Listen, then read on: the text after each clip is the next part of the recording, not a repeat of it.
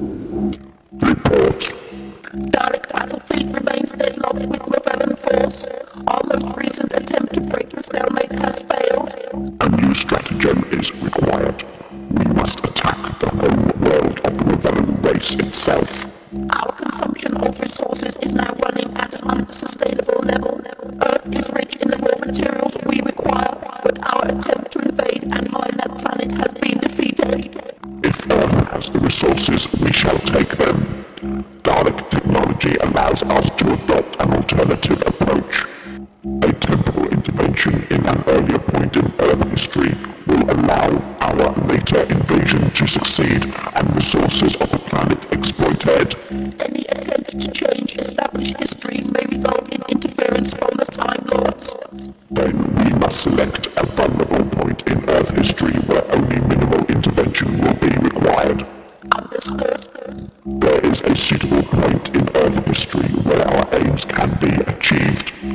Order Dalek assault forces to prepare a time squad for immediate departure.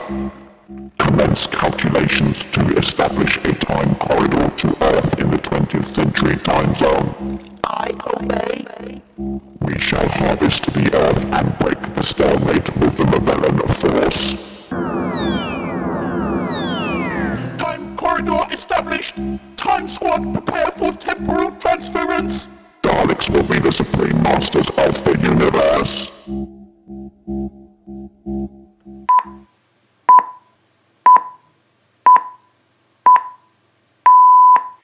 BBC Radio 4, the news at 9 o'clock. I'm Hilary Davenport. In the last few minutes, it has been announced by 10 Downing Street that the former diplomat, Sir Reginald Styles, is on his way to China in a final attempt to persuade the Beijing government not to withdraw from next week's peace conference. The Prime Minister, Mrs. Williams, told assembled reporters she was confident that Sir Reginald would receive a warm welcome. However, his visit comes as fighting intensifies across the Soviet-Chinese border. In related news, the White House has reacted angrily to the Foreign Secretary Tony Benn's unannounced visit to Moscow to discuss the worsening international situation with General Secretary Andropov.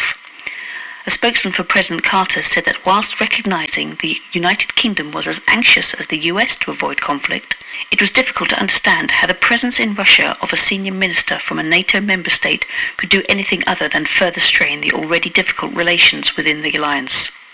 The Conservative leader Enoch Powell was more critical of Mr. Benn, saying that if the government thought it could rely on the blanket support of the opposition during the international crisis, it was very mistaken, adding that it was time for the government to sort out whose side it was really on.